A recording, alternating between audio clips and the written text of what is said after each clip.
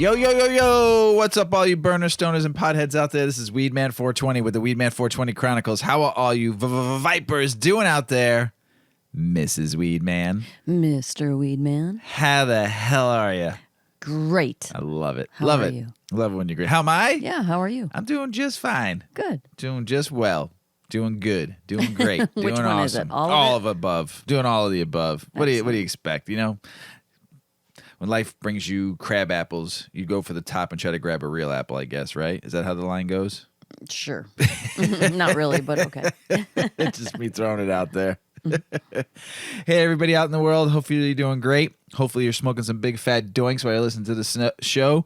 We are going to smoke, and we're going to smoke some of the leftovers from the High Times Cannabis Cup. One of the strains I enjoyed that I actually rated probably the top was the Candy Store by Nature's Grace. So we're going to smoke that. Mrs. Weedman, grab that joint. Yeah. And we'll smoke, and we're going to talk I like a little. this one. Yeah, I like this one too. It was nice. Nice and mellow, chill, really relaxed and calming, and took all the anxieties and all the pain away and all the thoughts, all the negative thoughts. I really liked it. So, but we finished the High Times Cannabis Cup Challenge, or High Times Cannabis Cup for Illinois. Mrs. Weedman was just a little close not getting her shit done. Always saving it till the end. I work best under pressure. You do. So if you give me a 2-week timeline, I'm going to be on like the eve of the 13th day cranking shit out. That's just how I work. That's how I work. So I had 3 vapes, 3 cartridges to judge on the last day. No, in the last 24 hours. So Yes. I was pretty high for about 24 hours. But I got it done. I said I would. What was your favorite? What was your favorite out of the one we smoke every night is the Spectra one by Revolution. That was my favorite. That is the It was 5 to 1 to 5. It was a VRSO, which was what, like a vape RSO? I think so, yeah. But it was basically a 1 to 5, 1 CBD, 5 THC, and we smoked that up in bed every night. That thing was my favorite out of all the cards. That and the Sunshine OG. Yeah. Those are my 2 favorites. The Sunshine OG we smoked out of the Zenco every fucking time I walked past it. Basically, I smoked that thing, and then every night while we were in bed, just chilling, watching our shows, we would take a couple rips. We were already high, but that gave us a good like restful sleep. I really liked it. Yeah, that was a good one. My favorite strain, like I said, I think out of the top ones I rated the most was the Nature's Grace, the Revolution one, and there was one other. I think it was the Revolution, and then the Rhythm. I think Rhythm I gave a nice high one too. I will have to say this. I don't know if I'll ever do Illinois ever again. The experience was fine. The weed was there was some decent. There was some okays. There was some good. Nothing great. Nothing that blew me away. Nothing that got anything higher than an 8. And you had to basically, rate like, what is it, 6 different things you had to kind of, they gave you to judge to rate, or 5 or something like that. Yeah, let me just backtrack a little for anybody that maybe hasn't listened to recent episodes. Mr. Weedman and I both participated in the High Times Illinois Cannabis Cup as judges. So Mr. Weedman chose the medical flower, and I chose the medical vapes and cartridges. And Mr. Weedman had 12 different strains to smoke, brands and strains. And then I had 7 different cartridges to smoke. Mine were all different manufacturers. I think you might have had some duplicates. There was a triple too. Yeah. So we had until September 4th to smoke all of our product and then go on and judge. And so, yeah, it was, I think the most disappointing thing for me was the vape cartridges were basically mostly hybrids. Nothing was, well, one of them, the Skywalker Indica was a straight up strain. Yeah. The Sunshine OG was a straight strain, but a lot of them were hybrids and not very definitive about. I couldn't really say. I think that's why it took me so long to judge. I couldn't really get a good high. It requires a lot of them was live resin too, and they were resins. Yeah, but I felt like you had to almost stack the doses. You almost had to like. You got a better high by having like a small hit off of a pen maybe every 15 minutes and built on that, and then in a half hour you're taking another hit, and then maybe another half hour you're taking another hit, and then maybe you're feeling something. But they were real subtle highs for I feel like all of them. I didn't really get baked off. I mean, I I was high, but I wasn't baked. Yeah. There was never one strain that got me to the point where I was like, okay, I'm good. Like I had to keep on smoking to feel anything and definitely. to keep the high going, to like the medicine to help me Well, and I thought like it was kind of disappointing in some ways because I had to smoke so much to get where I needed to be. And usually cartridges, when you're smoking vape cartridges, the THC content is 65 to 91%. We didn't have anything higher, I think, than 83. Yeah. But nothing that really got me there. Like when No I heavy smoke, hitters. I want to smoke. I want to get there. And to get there took way too much and way too many times, and to even be disappointed because I never got there. And if you don't understand what I mean getting there, I mean like to the point where you're just feeling good. The medicine you're taking in makes you feel good. Good. And I wasn't at that point where I felt good on any of them. That was kind of a bummer on the What I didn't like was that the packaging, as much packaging as there is, doesn't educate you. It looks pretty. It does the job of keeping the product away from small hands, but it's not useful. And it's just filling a landfill. Too much making it look glamorous. It's pretty, but there's no information. You need a microscope to look at what the sticker says for the THC, THCA. Yeah, that shit's brutal. You need a microphone to see any of that. Microscope? And then, one of those things. One of those things. Microscope. And then you go online and you try to get some data about the strain. Like, what should I be expecting here? I'm feeling this way. Is this accurate? And you can't find anything. Nothing. Like Leafly will have something, but it would very It little. would be about the strain, not about the actual product you have. So and you it's go on their websites though too, and it was very little information. even the manufacturer's website. Like some of them just list that they have flour, resin, wax, dabs, and nothing more. It's just like a landing page. Right. So that is frustrating because if you are using this as a medicine and you need some consistency in in your medication, and you're going from state to state, maybe because you live and work in different places, whatever, you're able to buy in different states, or maybe different parts of a state, and you're dealing with a different dispensary with different brands. You need to know that what you're getting is what you need. And if the information's not there, how do you ever figure that out? Yeah, and even as a recreational user, some people are like fine wine and craft beer. Like people have a palate and they have an expectation and they want to be knowledgeable about what they're putting in their body. So give us the information. I miss the early medical days of cannabis in Illinois where you got treatment. Yeah. You got talked with. You found what you were looking for, and they dialed you in to specifics. Now the medical cannabis is right inside the recreational cannabis. It's all, you get put in a different line. It's like going to the bank teller. 100%. You go right into a different line because it's supposed to be that way, and you get different pricing and different taxes and stuff like that. But you still don't get the service that should be when you're getting treated as a medical patient. Mm-hmm. Even with the medical High Times, you'd think you would have gotten more pamphlets and more information in that about each strain. You would think each cultivator would put a one-sheeter in about that strain. And not to lead you to lead your thinking on the taste and all that, but just information. How about a stupid QR code? Something. On every product. They're supposed to be. Snap a picture of the QR code and you've got everything you need to know. Supposed Boom. to be. They're supposed to be QR codes on. Boom. They don't do it though. Did you hear me clap? I heard you. That was it. That's the answer. QR code that shit. I'm really high. You are. We smoked my favorite out of all of them. Oh, wow. So, and it's just disappointing because I had to keep on. I'm not a very good writer. I get my thoughts out and talk, but I don't write very well. Like, so when I had to go in and do all this writing, it took me a little bit longer on the rating of everything because I had to really like write stuff. Like, if they asked me for a voice recorder, I would nail it. I would say time. Some of my reviews were a little lazy.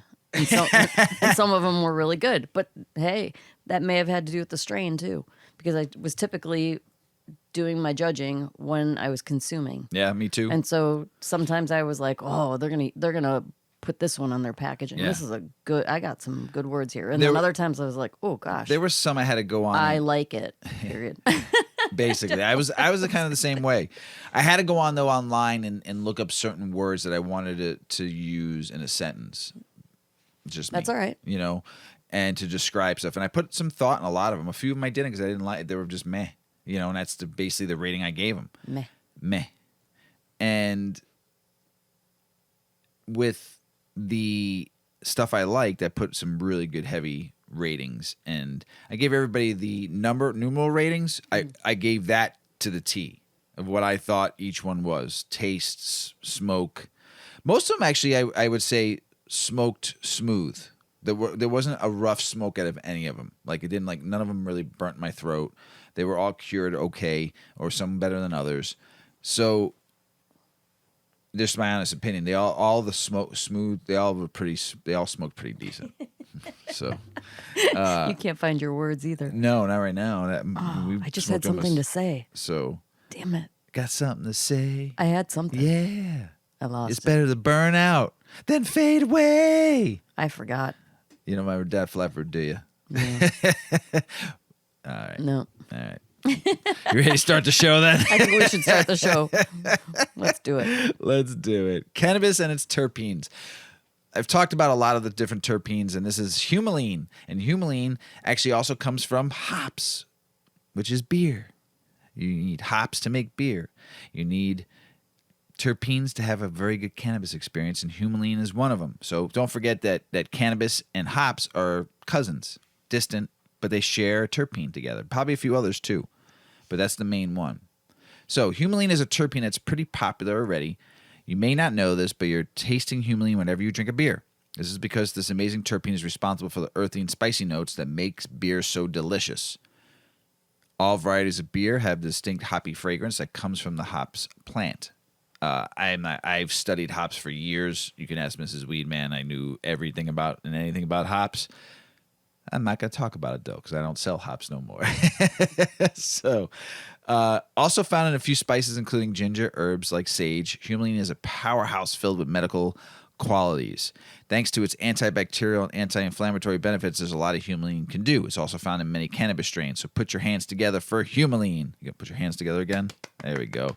The wonderful terpene that makes buds and beer taste wonderful. What are terpenes? We all know what terpenes are. You can listen to some of our prior episodes, but just always remember there's always 100 to 200 different terpenes in some strains. I mean, there's tons and tons of terpenes out there that they're finding. So the more we can do research, the more terpenes we're going to get. Don't forget some of the ones we've talked about. There's caripholine, there's limonene, there's eucalyptol, alpha A-pinene, B-pinene, there's linalool, there's myrcene. There's so many, and it just goes on. And they say that terpenes have a good effect to what they call the all hands on deck entourage effect that still people kind of don't think it's real, People, it's a big talk when it comes to cannabis, and is it the entourage effect truly, is it there? I believe in it. Everything I've read, and I've read the people that don't believe in it either. But the stuff that I read, I think the entourage effect exerts power, like you're winding up a lawnmower, vroom, vroom, or a chainsaw, and what it's doing is it just exerts the power in the endocannabinoid system. You get that, Power. vroom, vroom, and it revs you up, gets you going, like I am right now. Like the little girl on the Great British Baking Show, Junior Bake Off. Oh, that's a good one. She's like, we're watching that right now.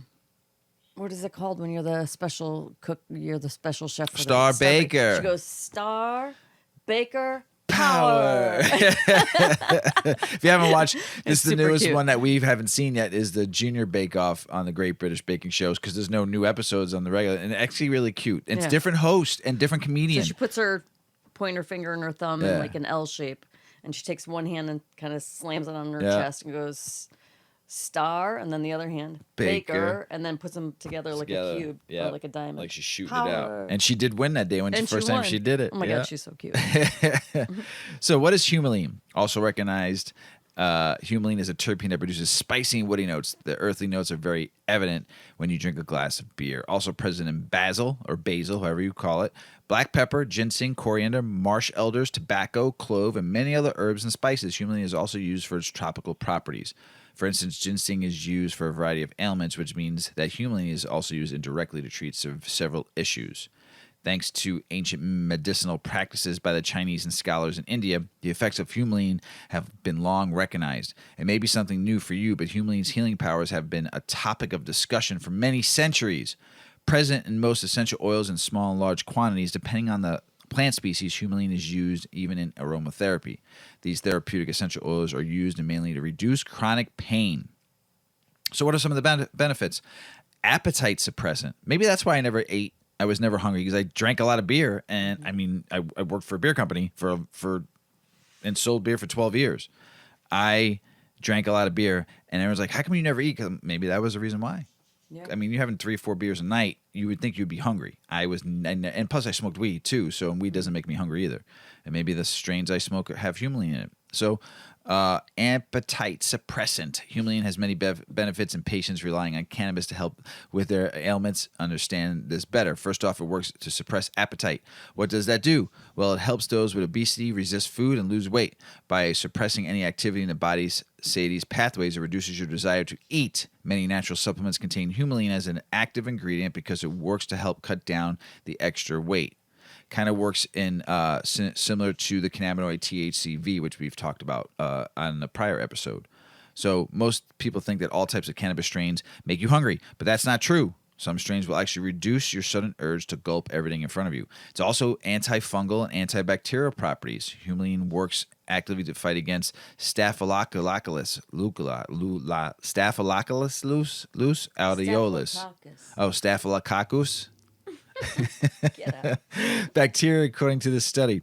Apart from this study, there are many more that depict the usefulness of humulin and treat many ailments. Anti-inflammatory properties. Scientists have conducted quite a few studies to understand the importance of humulin as an anti-inflammatory agent. In 2007, a study found that carfolium along with humulin displayed properties that were considered anti-inflammatory. And they did some more research in 2008 and 2009 on this. Pretty good. In other words, humulin can be used as an anti-inflammatory agent. Of course, a lot more studies are needed from physicians to prescribe cannabis strains containing humulin, but such studies give us a lot of hope. We'll post this too. There's a common cannabis terpenes on here and what the smell is to what it helps with in ailments too. So we'll make sure we post it for you. So what cannabis strains contain humulin? Humulin is found in large quantities in all Kush strains. That's why we like the Kush, yo. Kush. Give me that Kush. West Coast, White Widow, Girl Scout cookies, Gorilla Glue, cream cookies, gelato, auto flowers. These all have high humulin in it. You were going to say something? The one I like. What is it? Like AJ13 or something? What? The Kush. The XJ13? XJ13. Yeah, you like that one. I But like you that also one. like Bubba Kush. You like kosher Kush. Yeah. You anything that has a Kush at the end of it, It's good. it's good for you. In order to gain the benefits of humulin, you could simply smoke a strain containing the terpene, or you can just use an essential oil. Pretty good, right? I mean, that's healthy right there, humulin. Appetite suppressant. Mix that with a little THCV, and you're going to not want to go to the refrigerator. I don't. I don't get the munchies at all. So. No, I do. A little too much. We've made some tinctures before. We have. And we've made them with Everclear, and they were strong. But Mrs. Weedman is going to tell you how to make some tinctures from cannabis stems. Yep. More. No waste. Today's No Waste Wednesday. Don't waste anything. Don't waste anything from that plant. How to make cannabis tinctures from marijuana stems. So this will be definitely one of the articles. Every week I post 4 links to the articles that we read, and this will be one of them because there's some recipes in here and then some suggestions for different like little tincture concoctions. So one of the best things I have ever incorporated into my cannabis smoking was harvesting the stems and excess leaf and putting it into a jar filled with 100 proof alcohol. Every time I break up a bud, I toss the excess into the jar, give it a shake, and place it back into the dark closet in my kitchen. But why do all of this at all? This stem-infused tincture is filled with cannabinoids. It's an alcohol-based tincture, meaning it helps disinfect and clean out wounds, bites, and scratches.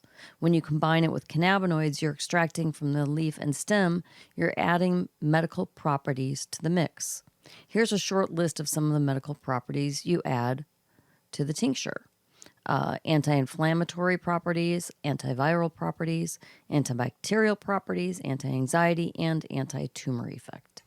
With the information in this article, you will be able to not only create a classic cannabis tincture, such as the Green Dragon, but you will also learn how to infuse other essential oils into the tincture to make a holistic effectiveness and bring it to a whole new level. I love it. We're going to have a lot of stems coming soon, so from this next grow.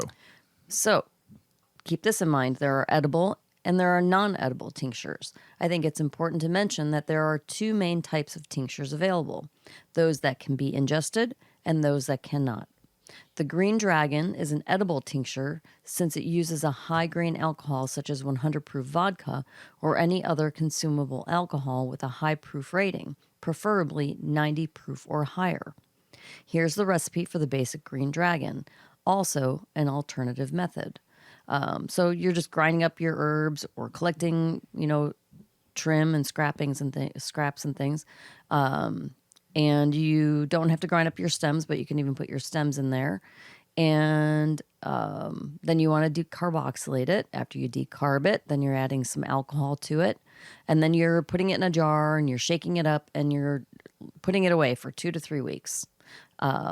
1 week, you can get a lot of cannabinoids into the tincture, but 2 to 3 is better. You're moving it around daily.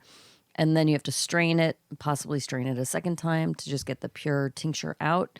You transfer that clear liquid into another sealable jar, and you're ready.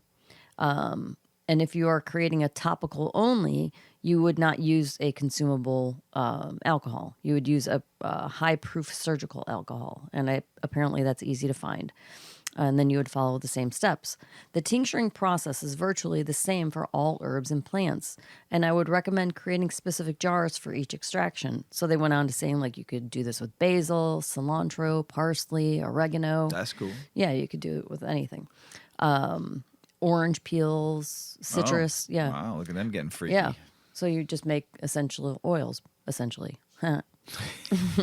That way you can. So mix. So with the essential oils that you're making, could you put that in an atomizer, one of those atomizer things? Then, Sure. that'd be kind of dope. That would be really nice. That'd be sweet. That would be sweet.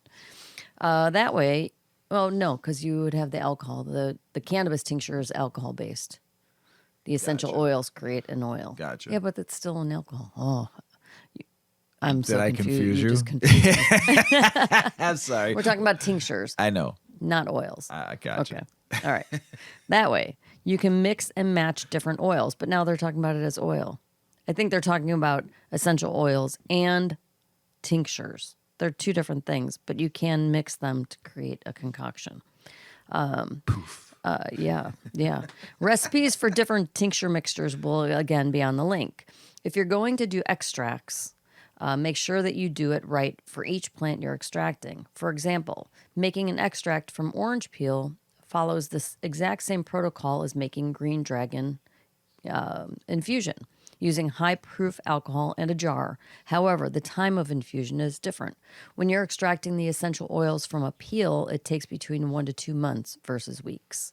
I highly recommend that you keep good records when you start infusing and also do a mass infusion in a single day. Get as many of the ingredients you can and try to do as many infusions as you can. It's worth your time to spend an entire weekend infusing and creating your tincture system than it is to do it over time. Fellow cannabis enthusiasts, this is almost as addictive as growing your own weed. When you master advanced tincturing, you'll open up a whole new world of possibilities for yourself. Great things to use are lavender. It's all-purpose. It's an all-purpose extract with calming properties, releasing muscle tension and clearing the mind of mental fog. It can be extracted in similar fashion as the Green Dragon and that process. Orange, you'll want to start your orange extraction sooner than later because you're going to extract oils from the peel themselves, and it takes a long time. Just smelling this tincture will make the nervous system get a jolt of energy. Lime, similar to the orange extract, lime is an upper and can help you clear up mental fog, boost your energy level, and just perk up your day. Basil, it's another super plant food that you'll want to add to your garden with its many medical benefits. There's 2 ways to extract oils from basil, the extraction method or the infusion method. Green Dragon is an infusion method.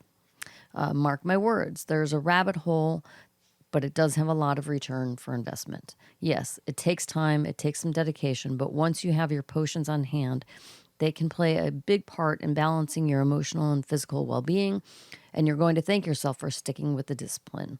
Of course, if you don't have patience, you can just go ahead and buy essential oils, but that could turn out to be expensive. I like it because we're going to have this grow. The 2 plants I have in the hopper right now, we're going to have a lot of stems. Yeah. Yeah, we're going to have a lot of fun with this grow. We're going to make some cool stuff, all the stuff we've been reading. We got time winners coming, so. You might as well. Might as well do something with it. Yeah. Yeah. Experiment. Trichomes, more about trichomes and how they make terpenes and cannabinoids in a supercell pathway. Some new research that I've been reading about. It's kind of cool. Study from the University of British Columbia froze trichomes with liquid nitrogen. Researchers peered into the cryofixated purple kush cells, there it is, the kush, with the electron microscope using modern techniques. They found new keys that better explain how trichomes make non-polar terpenes and cannabinoids without destroying plant cells. Cannabis plants produce acidic cannabinoids such as THCA and CBDA. Acidic cannabinoids contain a little extra molecule of carboxylic acid, COOH, and trichomes are supercellular lipid factories found on the outside of the cannabis buds. However, specific highways and traffic lights along synthesis pathways inside the trichome remain hidden. Trichomes and electron microscopy. Sam Livingston, holding PhD in botany and plant biology, is a postdoc researcher with Professor Lacey Samuels in Keeling Labs at UBC. Professor John Page in UBC and Dida Labs co-authored the recent trichome study. Lastly, Kim Resing, PhD, also collaborated on the project. In phone calls with the author, Sam described the importance of the discovery. Has in 2 worlds of cannabinoid production, botany and biosynthesis. Ooh, science. Chemically fixated cells. Modern harsh producers can combine beautiful macro photography with lab tests to confirm the abundance of cannabinoid acids and terpenes in capitate stalk trichomes, but scientists have been studying trichomes since the 1800s. Sir Alexander Christian of Edinburgh and George Martius of Germany noted that soil nutrients affect cannabis resin producing glands in 1851 and 1855, respectively. A century later, Dr. J. Bouquet studied the glandular cells under a microscope of the United Nations Office of Drugs and Crime. Research in the 1970s began to incorporate chemical fixation with traditional electron microscopy to analyze trichomes, but limitations stunt the traditional method of picking cells in the aldehydes and the acids. So viewing trichomes like never before. 2 photon imaging scans of trichomes by Livingston in 2021. The picture is amazing. You'll see. We'll post it on the site so you can look at it. Better techniques now published in Current Biology help discover routes that non-polar metabolites take through the trichome cellular landscape before turning into CBGA and eventually THCA or CBDA. Always remember, CBG starts first, A starts first, and then it goes into THCA and CBDA. Sam and his peers use liquid nitrogen to preserve the trichomes and freeze the entire cellular complex.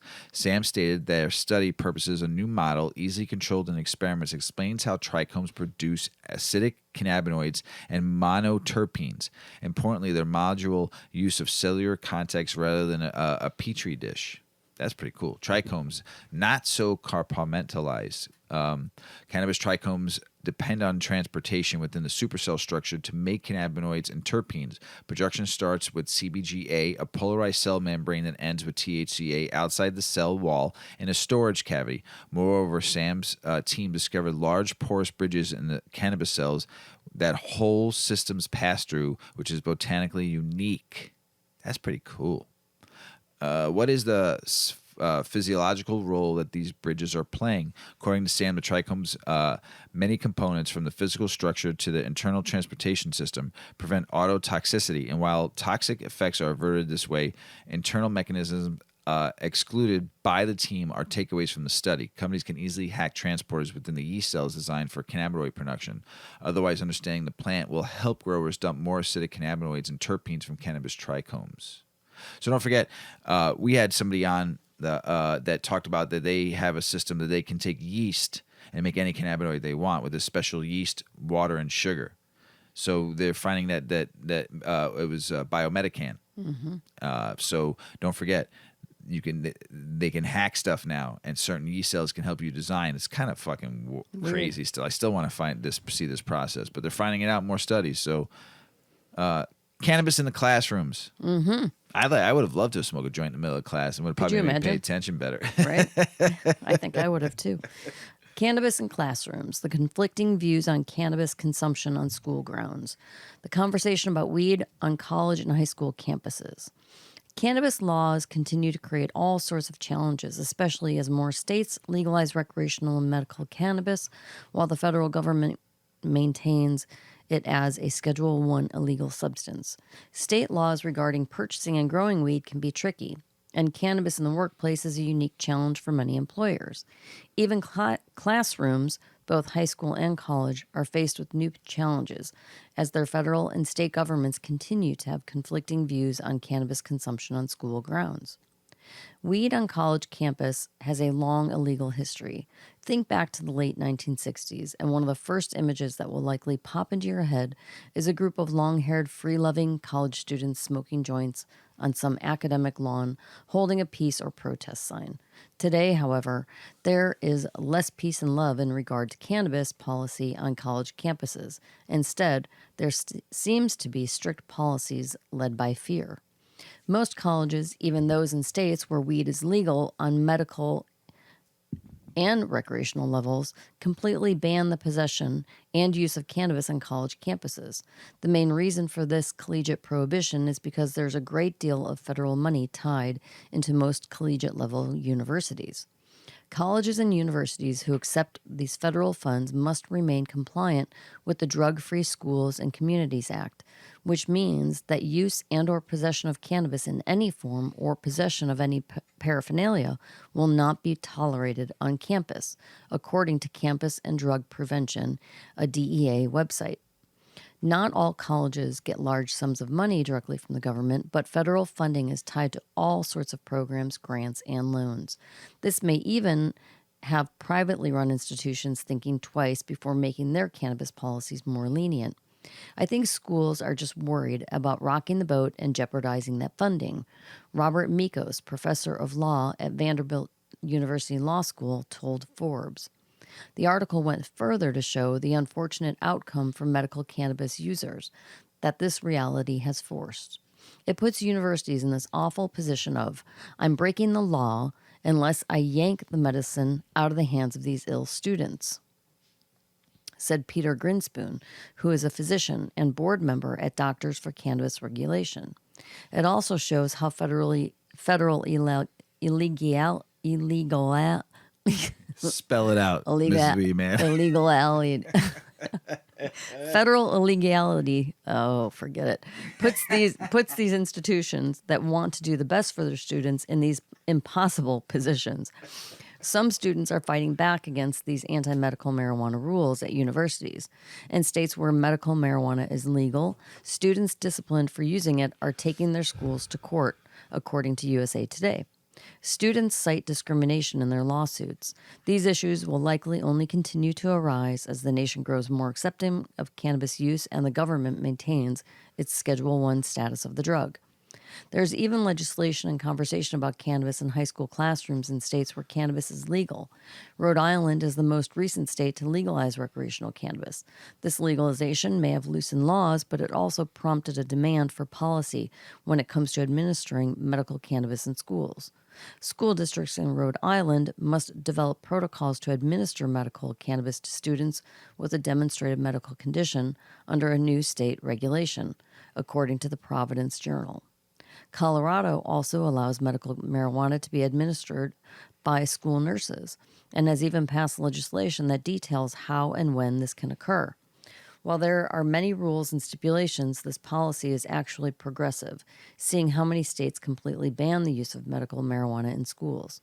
The act provides school personnel protection from criminal prosecution if he or she possesses and administers medical marijuana to a student at school, according to a summary of the bill from the Colored General Assembly. Laws like these show progress, but the progress has been slow as most educational bodies will continue to fear the fallout that accompanies going against federal policy. As with many other state laws, those concerning cannabis and the classroom are likely to sit in purgatory while the federal government waits to make a move on weed. I guess I didn't think about it. I mean, I did think about it, but... Smoking in the boys' room, huh? Yeah. Yeah. The pharmaceutical industry is suffering billions in losses after each state legalizes cannabis. And this is a study. This is all over the internet right now. I've been reading different articles for like the last week. It's been great. The average loss is nearly about $10 billion for drug makers per each legalization event, according to first of its kind studies. They studied 556 pharmaceutical companies from 1996 to 2019, analyzing market trends. And after each enactment of a medical or adult use cannabis legalization, the laws of that state level, the stock returns were only like 1.5 to 2% lower at 10 days after legalization.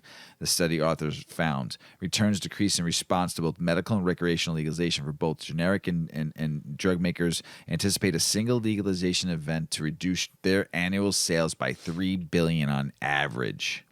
That's awesome. That is, you know what? I was thinking about this a lot. Everything I'm reading about what's going on with the drug companies. First and foremost, they're probably the ones that hid all the research and data on cannabis, paid government officials to hide all the data, keep these laws in effect for longer and longer and longer. I mean, they're losing $3 billion every time a market opens up. $10 billion like it's nothing. That's a lot of money. So, but I don't care. It's even better. Go for cannabis. Illinois adult use cannabis sales slipped about 4.6% in August to 129.4 million. Still a lot, but we all know August slows down a little bit. People are going back to school.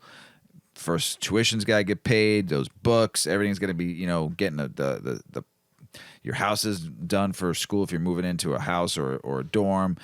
Cannabis sales, all sales go down the last 3 weeks of August, 2 weeks of August, and then you get a little smidge of a hit for Labor Day, and then everything slows down in September because everyone's full force back into work mode. Summer's over, no one's out partying, so you're gonna see it always happens, always, especially here in the Midwest. So don't panic though. Still 129 million is pretty damn good. Here's a crazy thing.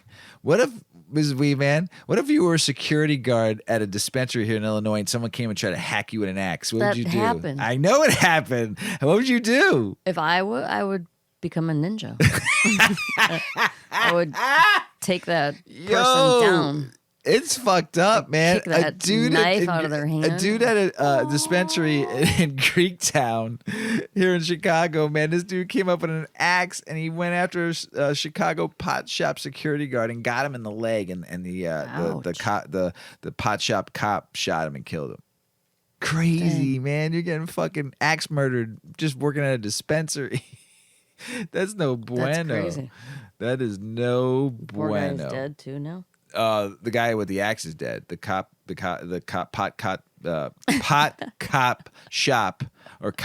shop. He survived. He's got a gash in his leg. Pot shop cop. Thank you. Michigan police say faulty cannabis tests could impact more than 3,250 cases. So all the tests, they were testing people and trying to get them on cannabis. They're saying that those tests are garbage, that they really didn't work. How fucked up if you're stuck in jail at one of those 3,200 cases and you're actually in jail and faulty cannabis tests that never truly actually worked. Gosh, the lawsuits that are going to happen in Michigan is going to be incredible if that's true. California passes bill to protect workers who smoke pot off the clock. The crazy thing about this to me is it took them like the 9th state to do that. You think they would be top 3? What's wrong with you? You've had medical cannabis since 1996. It doesn't make any sense. Minnesota voters should decide on cannabis legalization at ballot. Republican nominee for governor says. Of course he's going to say that. He wants to get voted in. So why not say something cool like that? You should just make it happen then. Get it on the ballot. So Missouri activists form campaign to oppose cannabis ballot initiative. Urge governor to put reform on special session agenda. Man, Missouri, man, you guys got fight on your hands, cannabis, man. Get it done. U.S. Air Force and Space Force reviewing common sense cannabis drug testing policy change for recruits. Yeah, you shouldn't test at all if, when they're off the clock not working, man. Let them just smoke weed to help them with I don't care if you're in the Air Force or not. Most military men come out little PTSD. So cannabis could help. Here's something I never thought about, because I came from the restaurant bar industry and you had to have kosher things on the menu.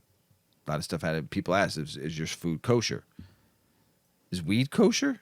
Should it be? I never thought about it. Neither did I. When it comes to cannabis and whether or not it should be permitted, the discussion is mainly centered on the federal government and its legalization of the substance.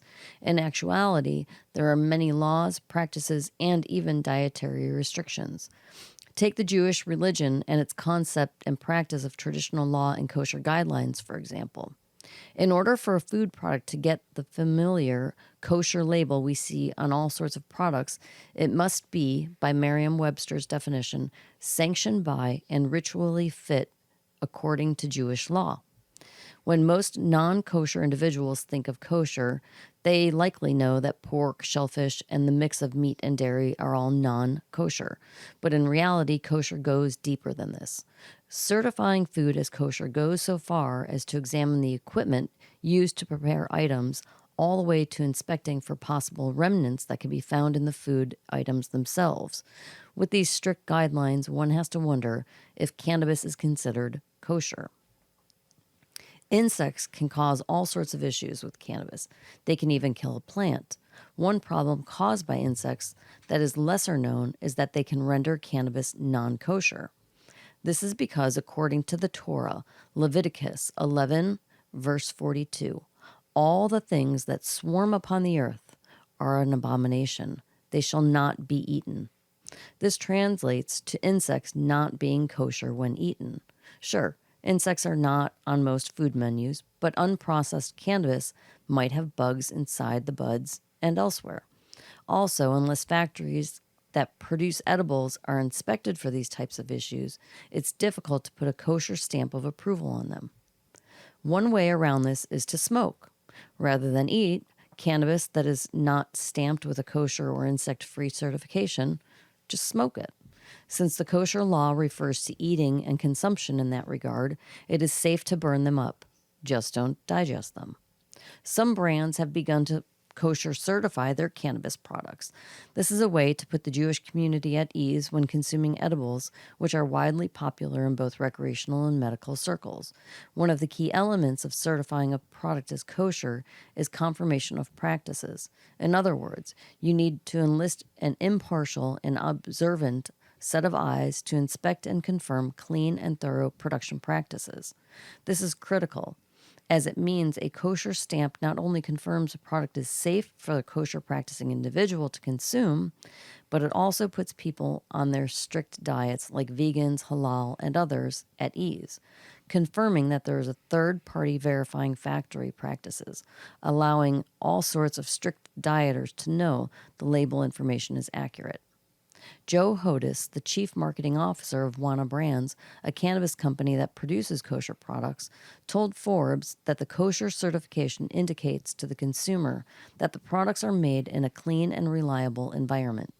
And because many certifications, such as USDA Organic, are unavailable for cannabis products and facilities, kosher certification illustrates that the care that Wana takes to provide premium products to its customers, according to the article.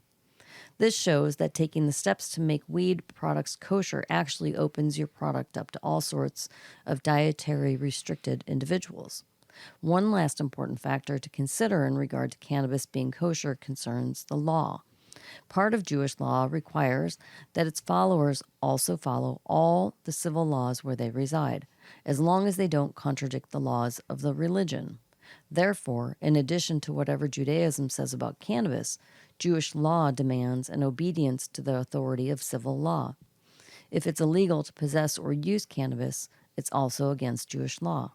So make sure Ooh, you are... that's confusing because Isn't in it? states it's Right. could be, but it's still federally illegal. So what do you follow? I don't know. Ooh, I would say... bump.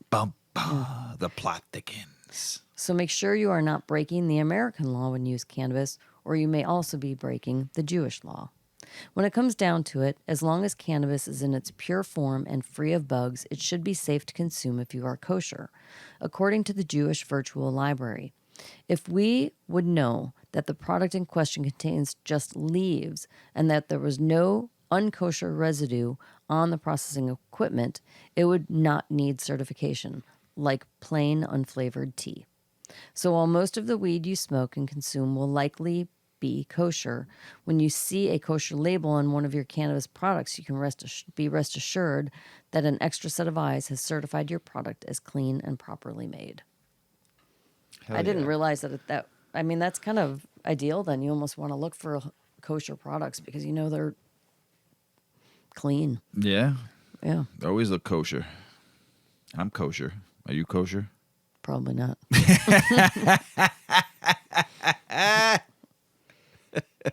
You're saying you're not clean Well, I'm clean, but I might break some rules here or there. here or there. You've always been a rule breaker, Mrs. Weedman. I'm a rebel. International news. Panama regulates the medicinal use of cannabis. Good for Panama. That's awesome. Panama holds the potential of becoming a cannabis hub given its climate, investment-friendly governance framework, and strategic location with large port infrastructure and well-sedimented trade routes. The country is currently hosting. The presidential decree creates a regulatory framework that allows the use of monitored controlled access to medical cannabis. Hell yeah. We're going to Panama one day and going to smoke some weed. He signed the second decree, creates a national directorate for monitoring the administrative and operational activities required to implementation. I butchered that word. DIRECTORATE. Dictatorship? No, that's not it. What'd you say? Nothing. I spelled it out. It's good. All I know is Panama's going med. So good for you. I Now can't let's see go. so good. Now let's go. let's go. Let's go rec. Recreational cannabis offers a world of opportunities in tourism, employment, investment, and health for Costa Rica. In Costa Rica, decriminalizes recreational cannabis will have access to a new world of benefits and opportunities for the country, according to businessmen and experts consulted by La Repubblica. More tourists, a new source of income for the state, greater foreign investment, and generations of new jobs for some of the positive elements that would emerge from this criminal law reform. Likewise, medicines with high concentrations of THC would be available to countless patients with disease such as cancer, lupus, arthritis, and other ailments. Hell yeah. This is good stuff. Good for you, Costa Rica. We want to go there one day. At this time, Costa Rica only decriminalizes personal consumption, while the sale and cultivation is considered a criminal offense that is punishable by imprisonment. So for right now, just can just grow your own and just give it to people. And one day you can make money off of it. Perfect your craft and let people understand what you're growing and teach them about it. And then they like it. Then when you can start selling it, people are going to come to you because they like your weed already. That's the way I look at it. Right? Yeah. Are you able to see yet? I'm trying. All right. Well, you're next. Okay. Cannabis and sex. Yep. How is it? Yep. Okay, here we go. The science behind why stoned sex is good sex. Well, whether you've already experienced the joy of stoned sex or are curious about using cannabis to amplify and diversify your sex life, the good news is that your body is ready. Cannabinoids can enhance sex because the human body makes its own cannabinoids, called endocannabinoids, explains Dr. Karen Elber, Associate Professor of Urology and Obstetrics and Gynecology at Cedars-Sinai and co-founder of Glissant Intimate Wellness. The endocannabinoid system is a cellular signaling system involved in multiple processes that help the body maintain homeostasis, pain, mood, stress, reproductive function, inflammation, and immune function. And that's just the beginning. When used responsibly, there is research supporting the mental, physical, and emotional benefits of cannabis. Let's discuss the science of each and how to integrate it into your sex life. As sex therapists love to say, your biggest sex organ is your brain. So let's kick this off by discussing the cerebral effects of cannabis on sex. First off, yes, the rumors are true. Cannabis can lower your inhibitions.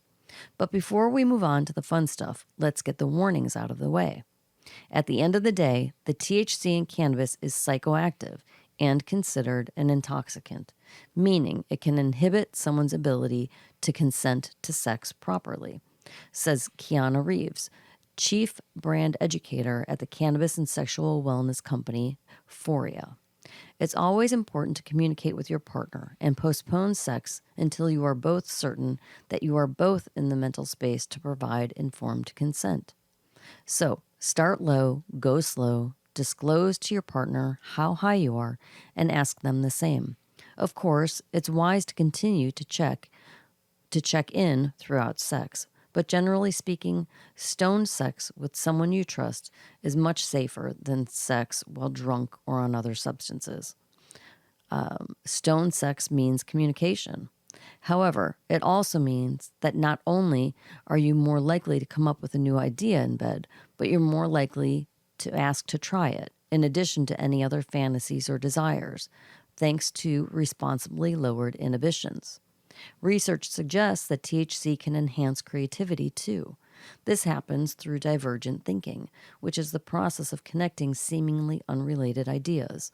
One only has to look at the vast number of musicians and artists, from Snoop Dogg to Willie Nelson, who use cannabis to see the connection to creativity. However, there's one catch. Dosage is key. With a small amount of THC, it increases your divergent thinking. Too much can impair creativity, though, so always start low and go slow. You may not be aware of how crucial creativity is to sex. It allows for more spontaneity, which is helpful, as diversity is essential to sexual attraction and satisfaction. However, you can still be monogamous and enjoy variety through kink, role-playing, bringing in sex toys, and even sharing a joint beforehand. And when used responsibly, cannabis can help you come up with these new and exciting ideas. I like this article. If you're excited about the cerebral effects of cannabis on sex, just wait until you hear about the physical benefits. CBD and THC are known as vasodilators, meaning they support and enhance blood flow, Reeves says.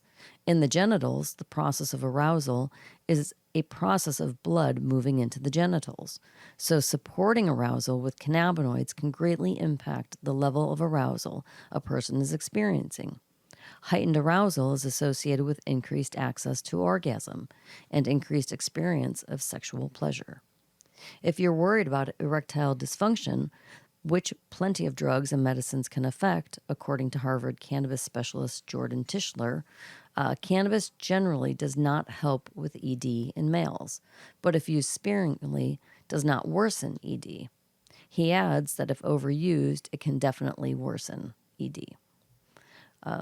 So once again, start low, go slow, a few puffs on a joint or vape, or a starting dose of 2.5 or 5 milligrams of an edible is generally considered a safe starting point. When playing responsibly, there's lots of pleasure to look forward to.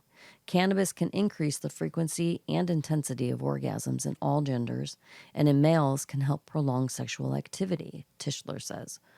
Perhaps most importantly, it can increase the release of oxytocin, leading to a greater sense of intimacy and satisfaction. Not oxykitten.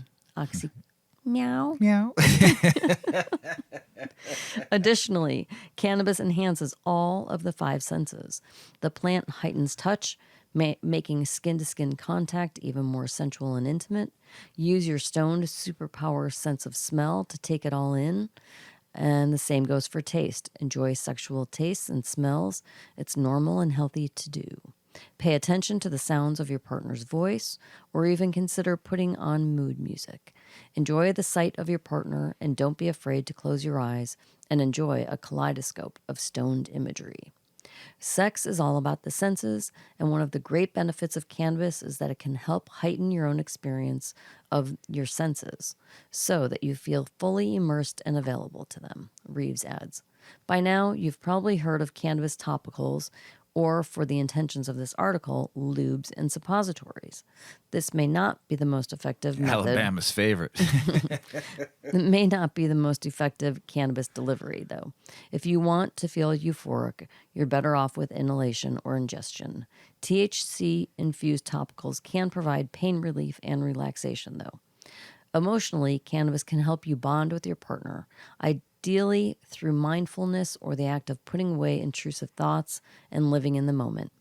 We know that cannabis helps to relax and calm centers of the mind that tend to be hypervigilant or make it hard to relax and be present, Reeves says.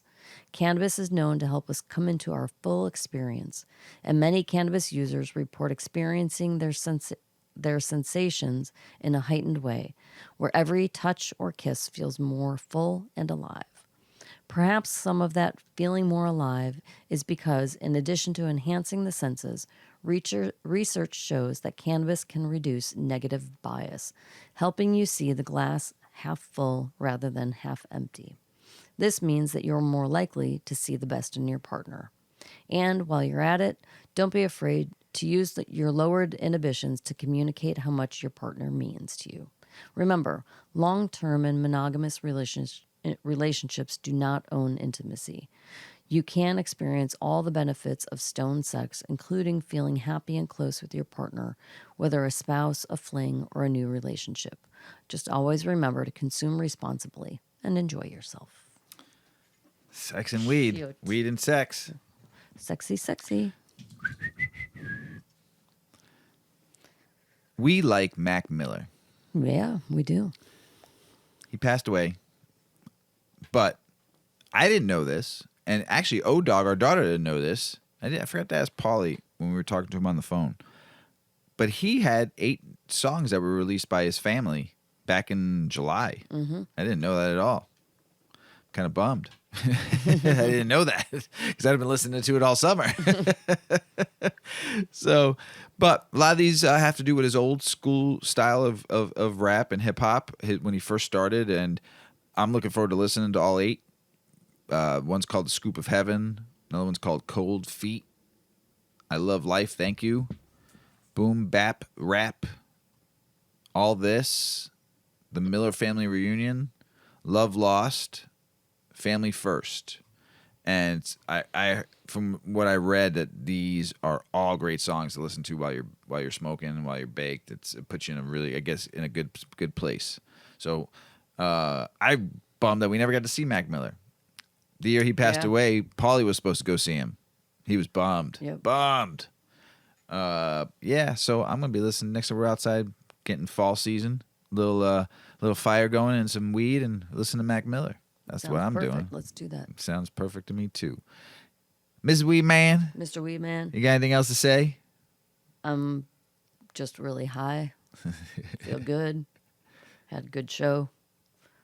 Yep, that's it. That's it. I love it. Everybody out there in the world, we love you all, man. Thanks for listening. Thanks for all the DMs, and thanks for participating in on your Show Your Grow Friday and sending me pictures of your grow. I love it, and I'll always post them if you show me. Thanks for some of the questions you've been sending us. Hopefully you like the new show that we're doing, the Grow Hour with Big Earl. Our second episode will be coming out soon too. That was a big one. We talked a lot on that show, so but you know what? Things are growing, man. We appreciate y'all out there just sending us love and kindness and happiness and good vibes. And, Mrs. Weedman, I love you.